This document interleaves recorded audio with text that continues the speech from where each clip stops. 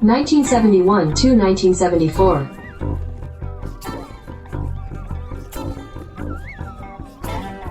Strat-O-Matic Excel Carryover League.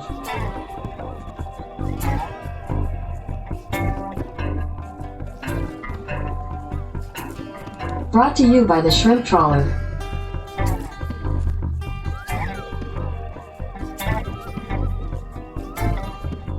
Game 284, Mets at White Sox. Welcome back, baseball fans, to the 1971-74 Carryover League. We continue with some interleague play, and we have a very, very, very, very important best-of-3 series between the New York Mets and the Chicago White Sox. We are in the interleague play of teams who won their divisions a year ago. That would be the Mets in the National League East and the White Sox in the American League Midwest. Now, problem is that you get the first place schedule, things get a lot tougher. Let's look at the overall standings as we speak. The overall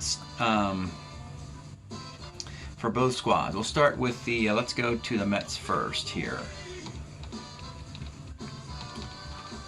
Okay, the Mets, they woke up on the schedule looking at the White Sox, and they saw that the Braves got past them, even the lowly Phillies, who have had an easy schedule, fourth place schedule, and the Phillies are improving. Let's face it, they added Mike Schmidt and Gary Maddox, so you know they're going to get better. But the Mets woke up in third place, and look at the National League. Look who's not currently sitting in playoff position. It isn't just the Mets.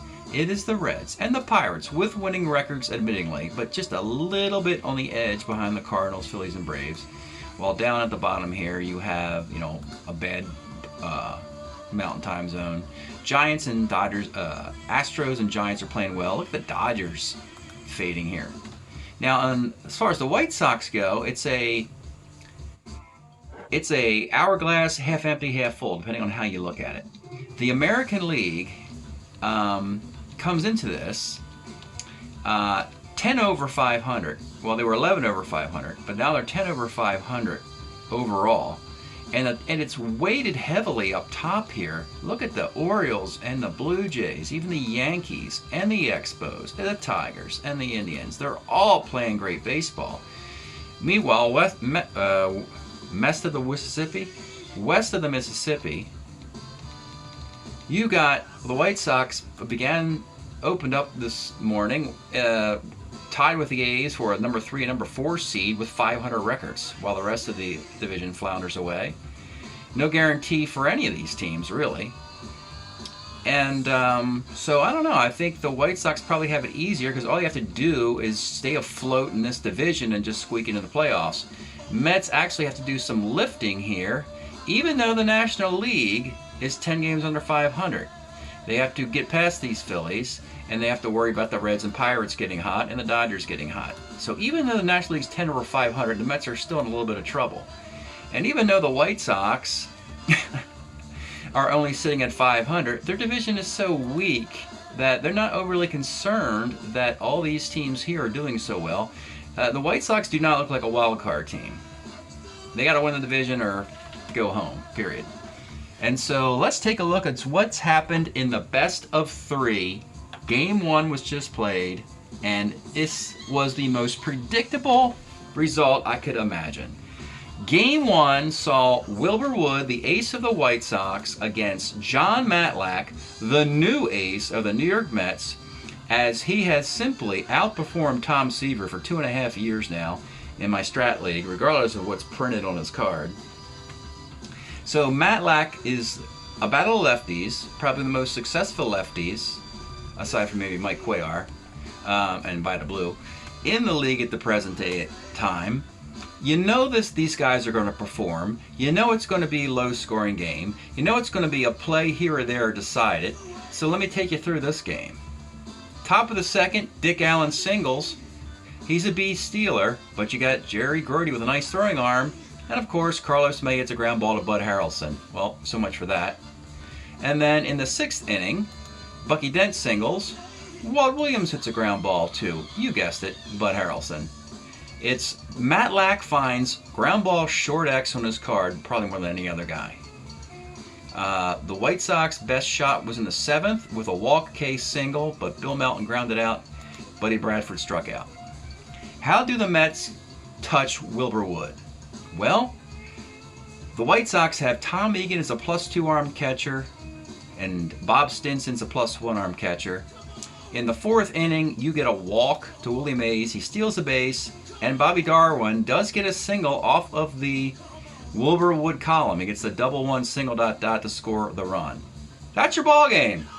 That's it. That is the margin. That is the razor-thin margin between these two teams. A +2 arm catcher giving up a stolen base there. By the way, he did steal, Cleon Jones did steal there, Willie Mays did steal there, but to Tom Egan's credit, he did throw a guy out stealing in the 8th inning. Also, Egan has plenty of power, and in a 1-0 game, all you want to do is get this White Sox offense to hit a solo homer and avoid double plays to get you a run, and they couldn't do it against John Matlack. So, classic baseball. One of the few games where when I set the lineups and set the matches, I said, this game's going to be 1-0. And guess what? 1-0. So, and give the victory to the home team, which is the Mets. So just say the Mets were better because they were playing at home. So I expect the White Sox to rebound in Chicago, in Comiskey Park for a Game 2. And another classic matchup in Game 2 for the Mets. Their sudden number 2 starter, terrific Tom Seaver. 20-game winner in 71 with a 1.76 ERA in 286 innings. I don't see anything wrong with this card whatsoever. I don't understand why it gets knocked around. Right-handed hitters have to hit home runs to have any success. Left-handed batters have a halfway decent batting average against them, but otherwise, it's not looking good. And he's a starter 9. Meanwhile, the White Sox will send Stan Bonson.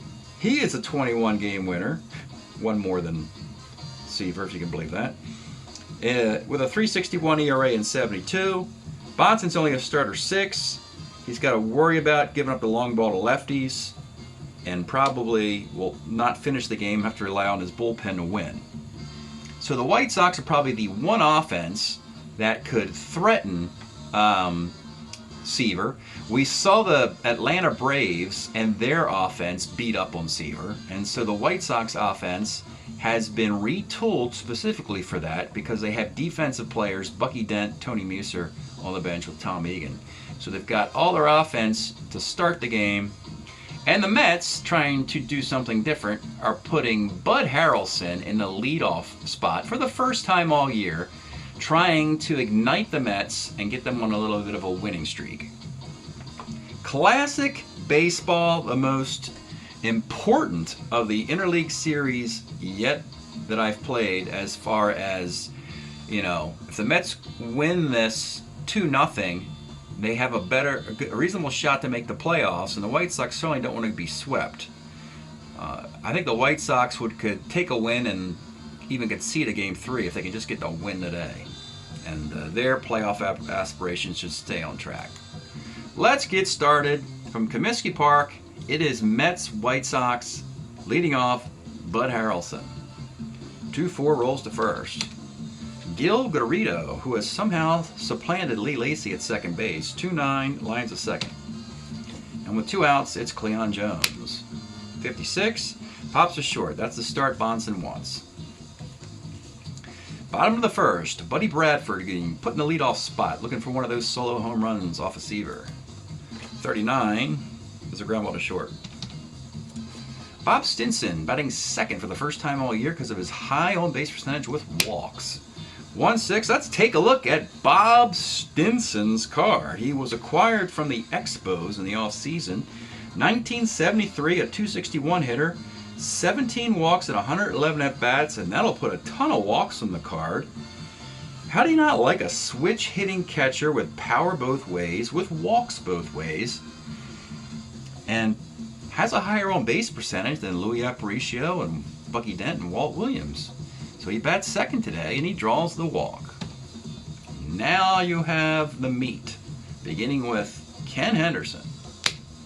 48 flies to right, and with 2 outs, your 1972 American League MVP, Dick Allen. 35, single 1 to 6, and he lines out on a 16. And the inning ends. Top of 2, it's Ed Kranepool, 410, short X. Aparicio at 2E24 at short. Almost an error. GBA, put in the E rating. Willie Mays, 47's a K. And with 2 outs, John Milner. 1-2, rolls to first. Good start for Bonson, continues. Carlos May. 2-8 is a base hit to center field. Now you got to consider, what do you want to do as far as stealing bases against a -2 arm Garrodi at home today? Well, if you got 33 homers of Bill Melton, I would say stay put at first and don't worry about a potential double play. Bill Melton. 1-5 is a walk, and here we go with the White Sox. Now this is the strategy. They actually have the .316 bat of George Orta batting 7th, the .294 bat of Williams batting 8th. So plenty of pop at the bottom of this White Sox lineup. Basically, one of the best offenses in all of baseball. They don't have to apologize to anybody, the White Sox. They can rake with anybody. 2 on, nobody out. The pitch to George Orta. 6-10 off Seaver is short X. He took a page out of the Matlack playbook. And you have, of course, the 1E17 shortstop, and that will be, 6-4-3 double play. That's what the Mets were doing years ago. Put a guy on and finding wherever Bud Harrelson was, and they just did again. So you got a runner at third with 2 outs, and it's Walt Williams. 67 off of Seaver. It is single 1 to 10. It's a coin toss. And it comes up heads for the Chi Sox, and they get the run anyway. They hit the 1 to 10 single off of Seaver and get the run, and they take a 1-0 lead. Tom Seaver's got to be scratching his head. What do I have to do to achieve the heights of my teammate John Matlack? Run on first, 2 outs for Louis Aparicio. 62, third X. Now you've got the 4E31 Garrett. Now the White Sox got him where they want him.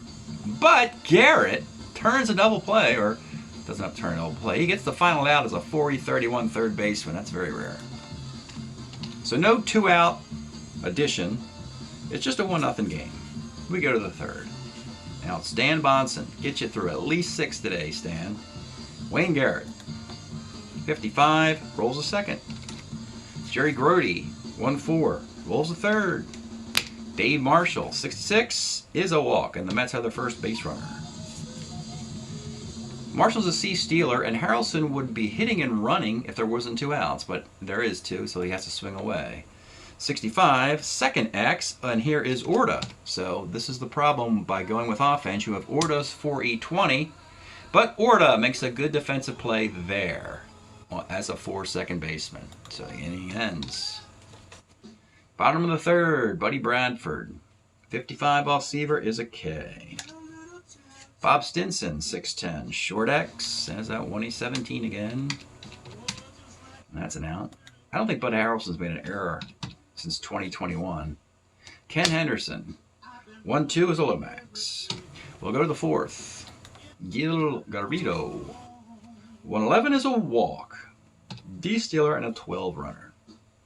Cleon Jones, 111 is a 6-4-3 double play, and Stan Bonson gets a nice little gift there from Cleon. Tough break for the Mets.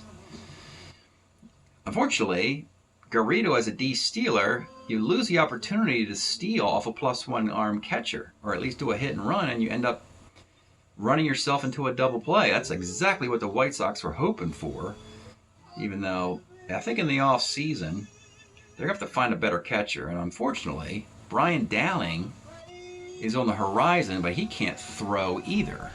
So Ed Kranepool, 34, rolls to first. Bottom of the fourth. Dick Allen, 67 off Seaver, that coin toss single, 1 to 10, and they get it for the second time. Typical Seaver season. B stealer, stay out of the double play. Carlos May, 56 is a K. Bill Melton, 2-6 is a 6-4-3 double play. White Sox, man, they are going for the long ball and they're not getting it. But they have a 1-0 lead in the 5th. Willie Mays. 69. Off of the Bonson card, and there goes your no-hitter. They found him on 6-9, triple 1-5, and he gets the triple. It hits a bad spot in the field and Comiskey and bounces all the way to the wall. Willie Mays ends up dusting himself off at third base. Now you got to bring the infield up for John Milner. 4-4 is catcher's card, and we have Stinson as a 4-10. This most likely will score a run, and it does on a pass ball foul out. We are tied. But at least Bonson can go back to the windup here for Wayne Garrett with 1 out. 1-7, Garrett walks. Grody will hit and run with 1 out here. It's a good hit and run batter, and he moves the runner to the scoring position with 2 outs for Dave Marshall. 58 is a fly ball to center. So it's 1-1. We go to the bottom half of the 5th. Let's pause a moment for station identification. This is the Shrimp Trawler video channel. Este es el canal de videos de camaroneros. Okay, bottom of the 5th. We have had 3 runs scored in this series thus far. 1-0 and 1-1 today. And the White Sox will have their bottom-heavy Orta, Williams Aparicio. George Orta. 1-6. Let's take a look at George Orta's brilliant 1974 season. A 316 hitter. Probably led all second basemen in hitting, I would guess. I can't think of who else would top him. 560 plate appearances. That's a full season. And it's even better that he crushes righties and being, in effect, not that great against lefties, so you can put your defense against left-handed pitching or late in games. In this instance, it is 1-1 double. And now you got Walt Williams, who has power, looking for a 2-run homer here, or an RBI single. 46 off Seaver is a K. Aparicio, I'm definitely not going to bunt in the 5th inning. 57, another strikeout. And with 2 outs, figuring that you can score the speedy order from second, no reason to bunt. And you got Bud Bradford here. Let's take a look at Buddy Bradford. Makes a good leadoff hitter with the walks on his card. He actually hit .238 and 73, but the split is fortuitous, and that's because you've got a high percentage, 41% against lefties, where he's ineffective. So you love him as a right-handed batter, faces right-handed pitchers, and Seaver gives up the gopher to right-handed batters. So here is the pitch to Bud Bradford. 1-8, just misses it and strikes out. 1-1, 6th inning. Tight game. The White Sox have sent 1 more batter to the plate than the Mets as we go to the 6th. Bud Harrelson. 45 off Bonson is short X. Aparicio is a 2E24 shortstop. And Aparicio inexplicably cannot handle the ground ball. That is a huge break, getting a hit off a 2 shortstop off the home team, particularly when you can plug in the results and get, you get a double jeopardy for the home team there, and that is a base hit. Ace stealing Harrelson. Now you're going to get the wheels moving for the Mets. I think Gerardo will hit and run. And he delivers the hit and run single. This is the one advantage the Mets have, running the bases and stealing bases off the White Sox. Now you got runners on the corners, and more problems are that Bonson's a batter away from breaking. Bonson had a no-no through 4, and now can see his start come to an end with this batter. 1-1 game on the corners. Cleon Jones. This is such a tight series, and I got to bring the infield up. I think I'm going against Tom Seaver. I can't concede any runs, so I'm not even going to concede the runner at third here. I'm bringing it up. I do not have to, up and hold, yeah. So it'll be Cleon Jones. 4-10, third X. Melton, a 3E17 to third. E17. And bad defense for the White Sox infield, inexplicably. A 3-17 third baseman's halfway decent, but another base hit. And now the White Sox are in trouble. They got runners on the corners in a 2-0 and a 2-1 game.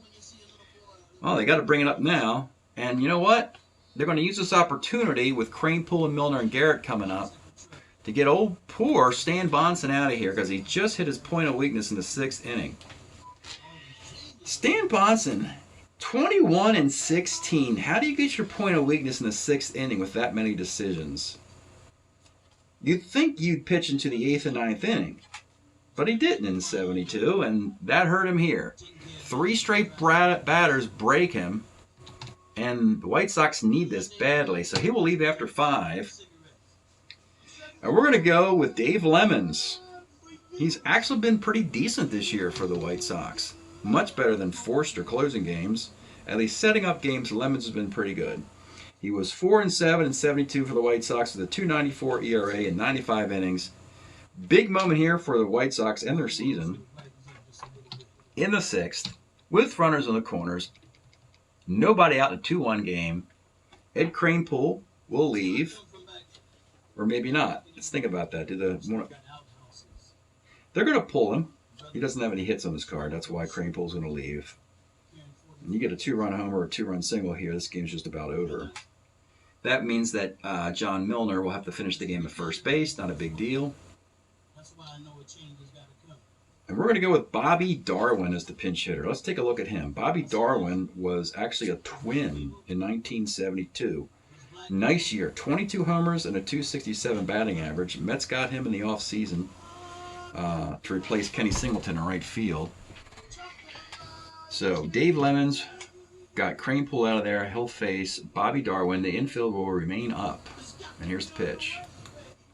49 off Lemons' second X. Now this is Orta. Oh boy. A 4E20 second baseman with the infield up. And finally a defensive play. It's a ground ball C. Runner holds at third.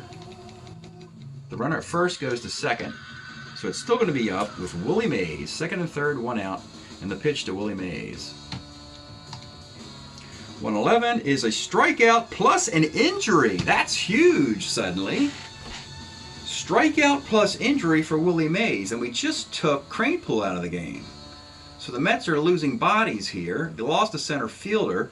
The good news is Bobby Darwin, who just batted, can play center field, though not very well. And now you can just put the DH and Mays at the DH spot. And it's John Milner who has to bat against Lemons. 1-6 is a strikeout. Dave Lemons does the trick, and it's just 2-1. White Sox got a huge leverage break in that inning, and the Mets defense got worse. Bottom of the 6th for Seaver, trying to protect a 1-run lead. And it'll be Bob Stinson. 68 is a K. Ken Henderson. 3-6 is a walk. B. Steeler. Going to stay there for the meat of this lineup. Allen, May, and Melton. Dick Allen. 2-12. Well, we got fly ball left A. So we will have a runner in scoring position. Henderson, who's a 15.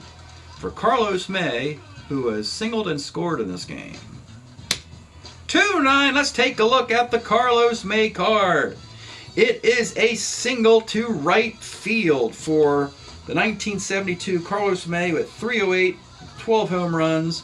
It's a single to right field. Henderson will be chugging home. He is a 15, 16, 17. Dave Marshall 0 arm.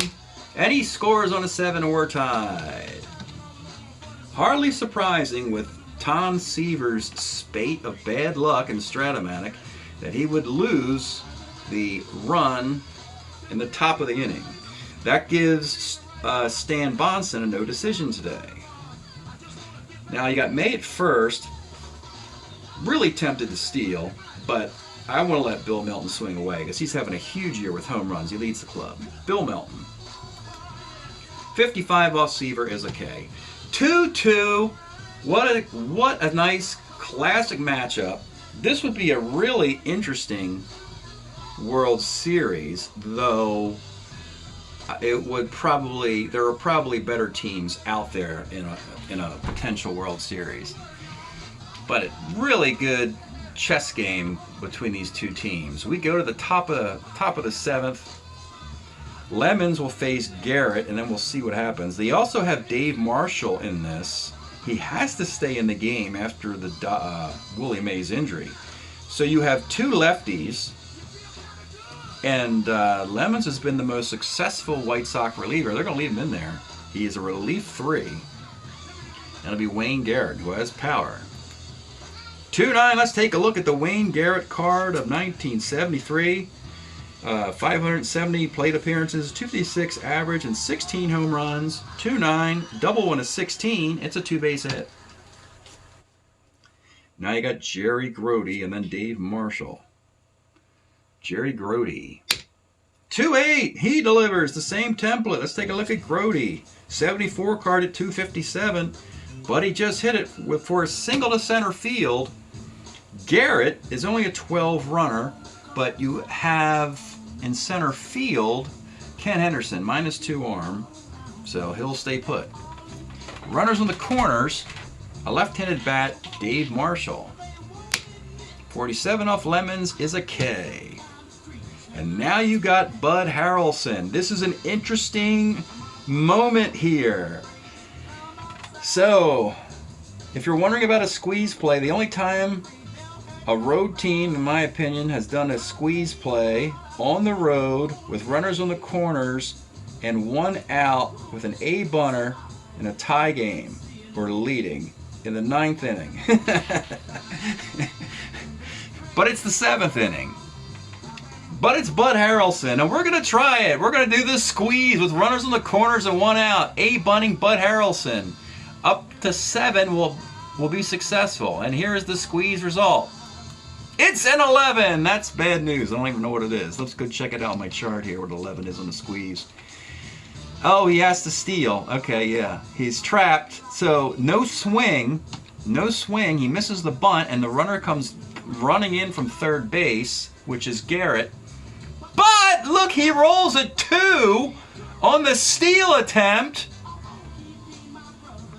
Make sure we're doing this right. Yeah, the question mark, if you roll 11 on a squeeze, the guy does not make contact. And the runner, if he got a big jump, he could slide into home plate safely. So the runner is Garrett. And we got to check his stealing. If he's an E, he might be out. Garrett's a C stealer. I think he's safe, folks.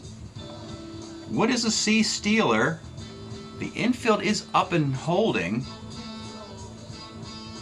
So that hurts as well, but I have that here as well. So a C stealer with the infield up. I haven't used this chart in so long. So here it is, folks. And I have to add the catcher's arm, do I not? So stealing second is 11. Stealing third is an 8. Stealing home is a 4. Stealing home is a 4 for Garrett, without the infield being up. With the infield up, it is 2. And then the arm, I gotta put the arm in here. The arm of Stinson is +1. He's safe, folks. He is safe. It's either a 3 or a 4. We might need a clarification for that. But a 2, yeah, he's gonna be safe. Stealing the play. He had a tremendous jump from third. Harrelson misses the pitch. He steals the plate. Grody ends up on second base, and Harrelson is still batting. So you steal home. Believe it or not, I just put a... I could put a 4 there for stealing home, and that should just be 1 point for steals. Let me just double check that. Wow, this has never happened before. That's 2. No, he doesn't get 2. He stole 1 base. So let me see if I put a... There we go. We'll put that in for stealing home. So he steals the base. He gets credit for a stolen base. So that's 1 stolen base for him. And he gets a run, and it's 3-2. Grody's at second. There's 1 out. And Bud Harrelson is batting. Not much else has changed, except Buddy will swing away with a runner at second. Here's the pitch to Bud Harrelson.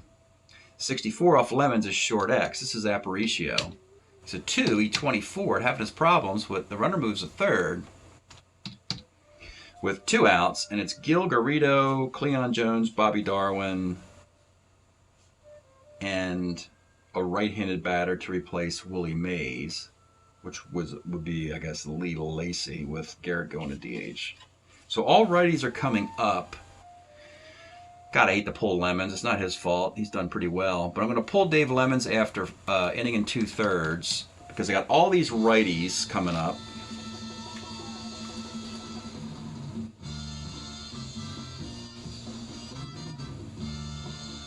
And we're going to go Lou Krause instead of Jack Ager for now.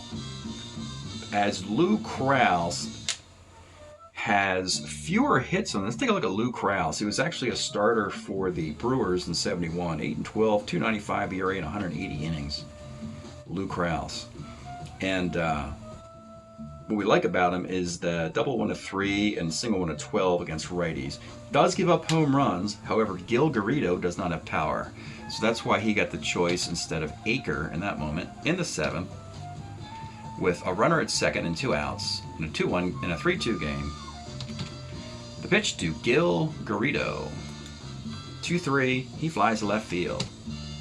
All right, folks, it is stretch time in Chicago, a 3-2 game, and we've been enjoying the Baby Huey story, 1971 original release. Listen to Me, Mighty Mighty, Baby Huey and the Babysitters, which is Curtis Mayfield's band, doing some instrumentals here like California Dreamin'. They also have a bonus disc of instrumentals with Aquarius and some other instrumentals on here. Running, which was also a Curtis, an Impression song, You've Got Me Running by the Impressions. Baby Huey will do that one next on the track. So let's go to the bottom of the 7th. Tom Seaver, a gift inning on one of the strangest plays I've had in Strat-O-Matic. A botched squeeze play where Garrett actually slides in safely, stealing the plate. And it'll be the bottom half of the White Sox lineup.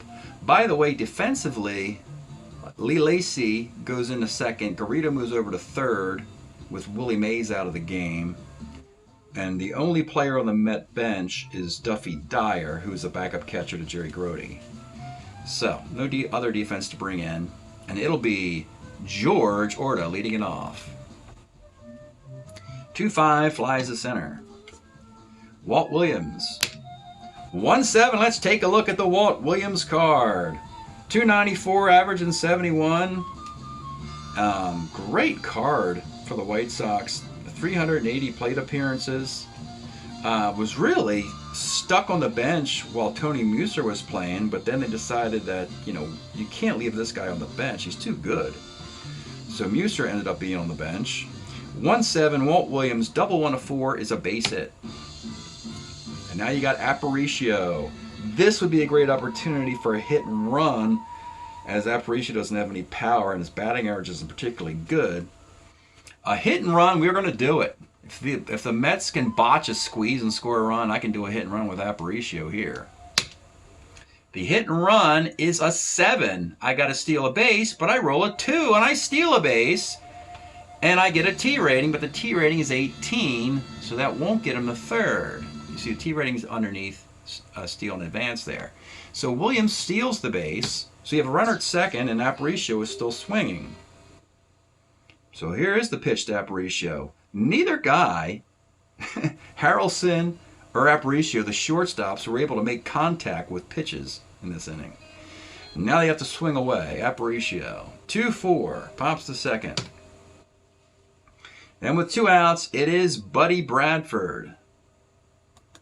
66 off of Seaver. Well, it's double 1-2. Fly ball the rest. That's why Seaver is so great. But the White Sox!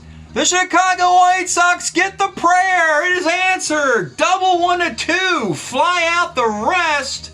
This game is tied. This game is going just like the entire seasons for both teams. Just bizarre, weird. Tom Seaver cannot finish anything. He has gotten some horrible luck. The White Sox get gifts and give away gifts. Strange game, tie game, 3-3. Runner at second, 2 outs, and it's Bob Stinson. 3-5, Bob Stinson, you saw the card earlier. Homer, 1-11, double. He misses the homer, it is a double. They take the lead 4-3 off of Tom Terrific, who I just don't know what to do. He's a starter 9. This guy can't avoid 3 or 4 runs every start. We'll look at his cumulative box. I can't take him out. He's a starter 9. I mean, I understand McGraw, Acosta, Frizella are all better, but it's Tom Seaver. He's got to figure this stuff out. I can't coddle one of the best pitchers in Major League Baseball history. So pitch, throw it, buddy. 4-3. Runner at second. 2 outs. Ken Henderson is the batter. 3-6 is a walk. And now you got Dick Allen. I know what you're thinking. Why aren't you pulling this guy? And it's like, I ain't going to pull him. I'm ticked off at Seaver. You got to put your big boy pants off. Put your big boy pants on and get out of this. I don't care if you got the 1972 American League MVP at the plate. Dick Allen, let's take a look at the card first before he swings. 1 for 3 today. 72 MVP, 37 homers, 99 walks, a 308 batting average. Oh my goodness. You certainly don't want Tug McGraw to come into the game right now as he crushes lefties more than righties. The pitch to Dick Allen. 47 off Seaver is a K. Wow, we go to the 8th inning, a 4-3 game. Now you got to watch this White Sox bullpen. Clearly inferior to the Mets bullpen, so they cannot let this thing get into extras. They got 6 outs to get to tie the series up. You got Cleon Jones with power, Bobby Darwin with power, Lee Lacy without power. This is dangerous to leave Lou Krause in there as he gives up a lot of home runs on his card. But the White Sox have just had failure after failure with Aker and Forster, and we want to at least consider this might be a long extra inning game. And we've already gone to one of our relievers. We're going to have to leave Lou Krause in there in the top of the 8th. However, the White Sox, they can bring in defense for George Orta.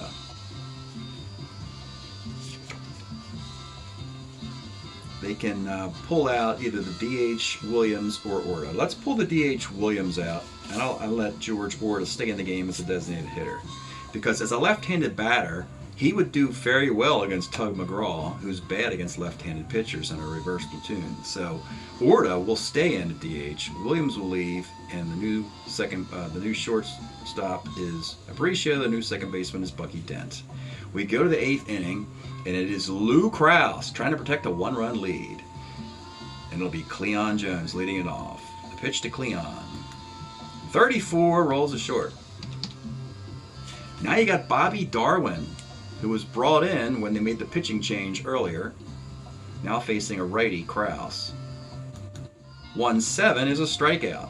And with 2 outs, you got Lee Lacy. No danger here for Krause, as Lacy doesn't have power. 37 is a strikeout. So, the long men, the journeymen, Lou Krause and Dave Lemons do an incredible job in relief, giving up just the 1 run on the bizarre squeeze play. And now they're 3 outs away from winning this. Seaver will go out there in the 8th, mostly because Seaver needs to chase a win. If he can just get out of the 8th inning and the Mets come back in the 9th, Seaver can earn a win in this one. So he will face Carlos May in the bottom of the 8th. 4-10, center X.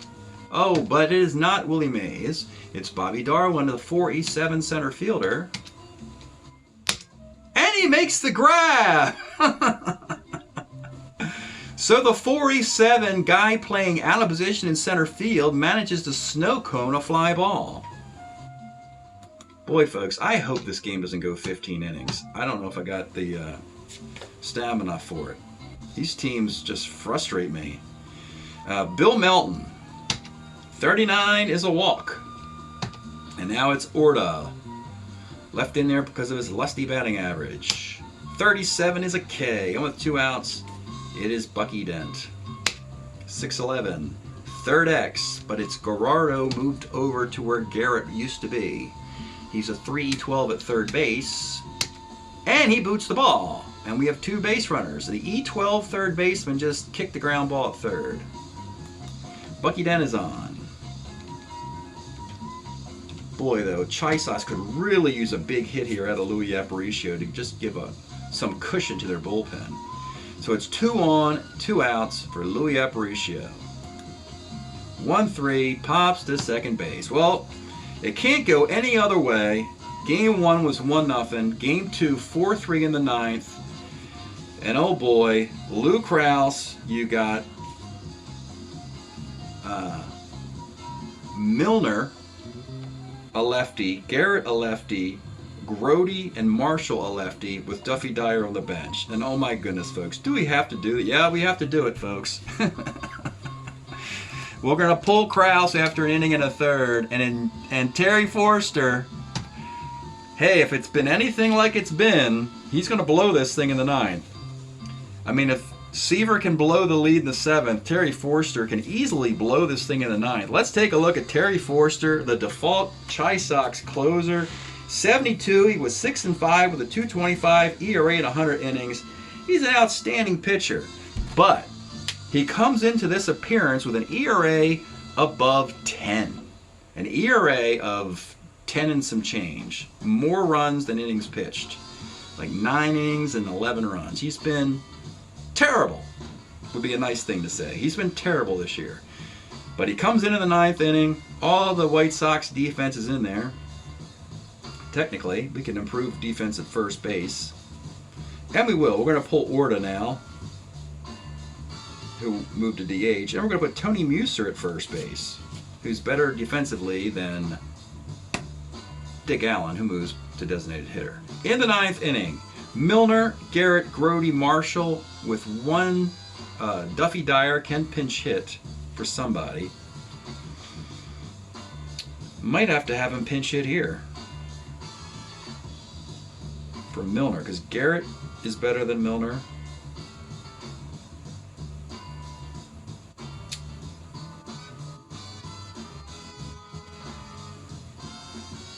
Let me see. Milner's got a homer 1-12 on his card.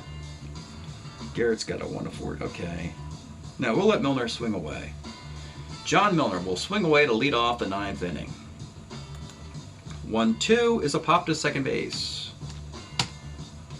And now it is Wayne Garrett, who got moved to DH. So pinch hitting for him will be Duffy Dyer. Let's take a look at Duffy Dyer.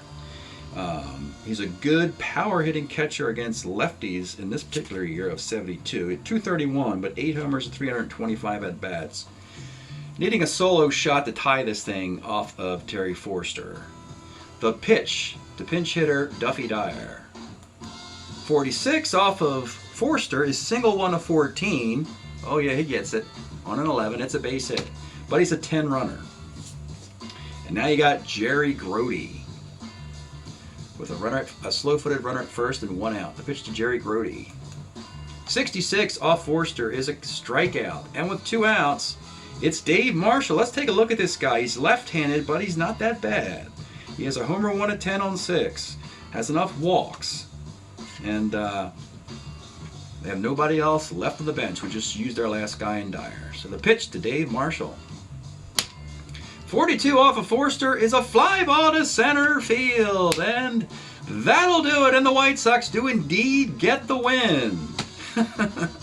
Suffering a botched squeeze stolen base, but came back in the 7th and won the game anyway. My goodness. And Tom Seaver lost another one.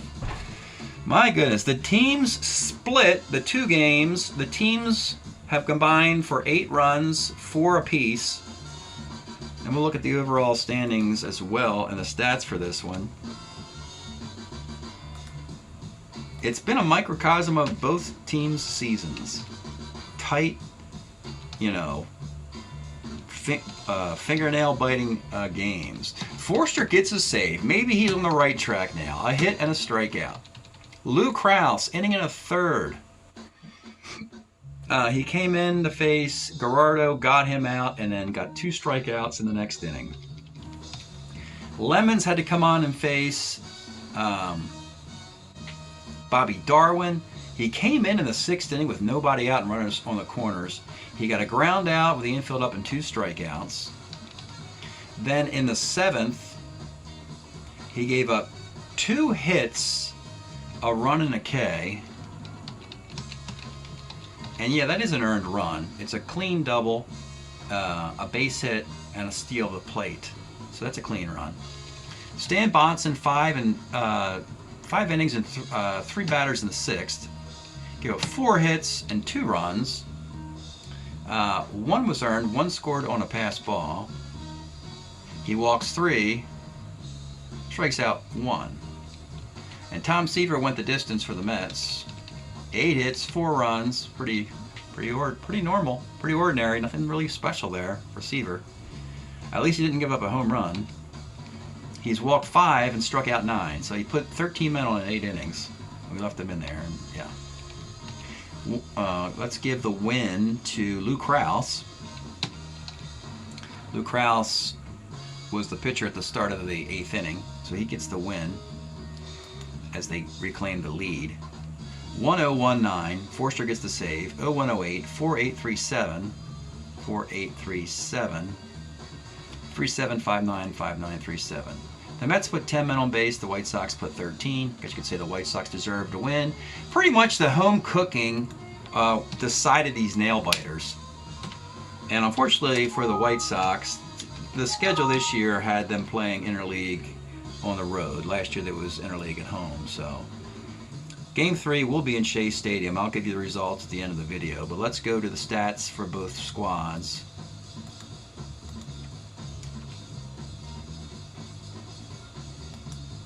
We'll start with the Chi Sox, who are back to 500 again and in first place. They're 12-12. Don't know what to make of them. Toss a coin for the Chi Sox at this point. They're hitting .262, which is nice. It can get better. 3.84 ERA, which is nice. It could get better as well. Now we have Forster. His ERA is now below 9. Congratulations. He's now given up 10 runs, 8 are earned in 9 innings. By the way, Dave Lemons has given up 4, and so has Krause in 8 and 10 innings. So they've been better than Aker and Forster. Offensively for the White Sox, Dick Allen is 32 for 84 with just 1 home run. So he's hitting .381, but he's only got 1 homer this year, which is really bizarre. He has got to start hitting home runs for the White Sox to be successful. Bill Melton has 6 and 17 RBI to pace the team. And let's take a look at the Mets. Just kind of, or let's look at the disparity of Matlack and Seaver. So Matlack is 5-1 and has given up 9 runs this year in 48 innings. John Matlack's got a 1.68 ERA. Tom Seaver has given up 31 runs in 60 innings. Hold on one second. His ERA is 4.65. It actually dropped because he only gave up 4 runs in that game. So it's 4.65 for a pitcher whose ERA on his card is 1.76. So we've played 284 games at this point. League's hitting 259 is what we're hitting, with an ERA of 3.53. And just another quick peek before we play Game 3 is that the White Sox, yeah, no change there from where we started before this round. And the same for the Mets, of course, up here.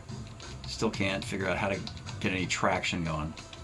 Game 3 in Shea Stadium. We'll give you the results at the end of this video. Thanks for checking this out, folks. We'll see you next time. Well, folks, here's the box score of Game 2 that you saw, where the White Sox winning 4-3, getting a save by Forster in the 9th of that one. So Game 3 we go back to Shea Stadium.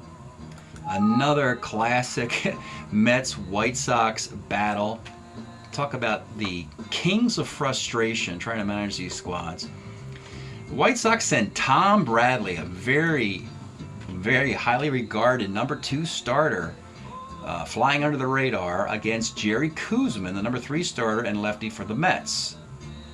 Early in this one, bottom of the 3rd inning, a single by Garrett and a hit and run single by Jerry Grody. Runners in the corners, nobody out.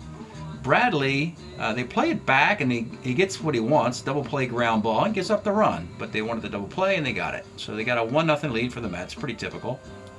In the 4th inning, Koosman has a rough time. It is Dick Allen with a home run, finally, number 2, and only his 2nd homer of the year, ties the game, and then it continues. A Melton walk, a Tom Egan double. After a ground out that scored a run, you get a Bob Stinson double, and that's the White Sox carnage of the day, 3 runs. Bottom of the 4th, Bradley, a couple singles, a double play moves a runner to the 3rd, RBI single by Willie Mays, who, by the way, gets injured again in the 6th inning. It's back-to-back games with injuries for Willie Mays, knocking him out. It's almost like a indication of traditional Major League Baseball history where, you know, Willie Mays was very old when he ended up in Shea Stadium with the Mets and got injured and banged up at the very end of a brilliant career. We're kind of seeing it happen right in front of our eyes with injuries in back-to-back games on the roll of a 3. So it's 3-2 White Sox. Not much else happens after that, and now we're looking at Tom Bradley and going, you know what? I just want you to throw a complete game if you can, because we've seen the White Sox blow enough saves this year. So Bradley's just humming along.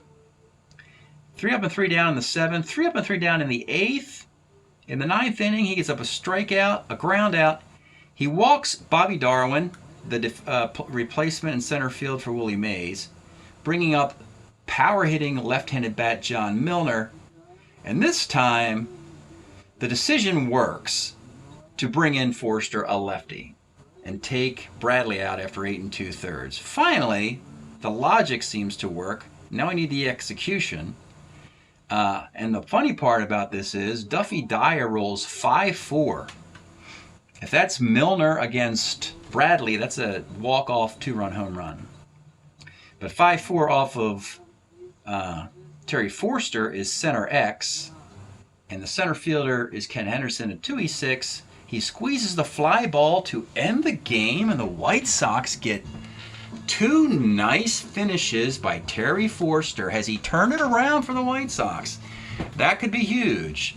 The White Sox do get the road series win. They also increase the White Sox advantage in interleague play over the National League. When we look at the overall standings now, the White Sox are in really good shape suddenly, even just a game over 500. The Royals are playing the Twins. The White Sox will remain in first place unless the Royals sweep the Twins or beat them 4-2. And the White Sox and Royals will play each other in a best-of-7 before the All-Star break.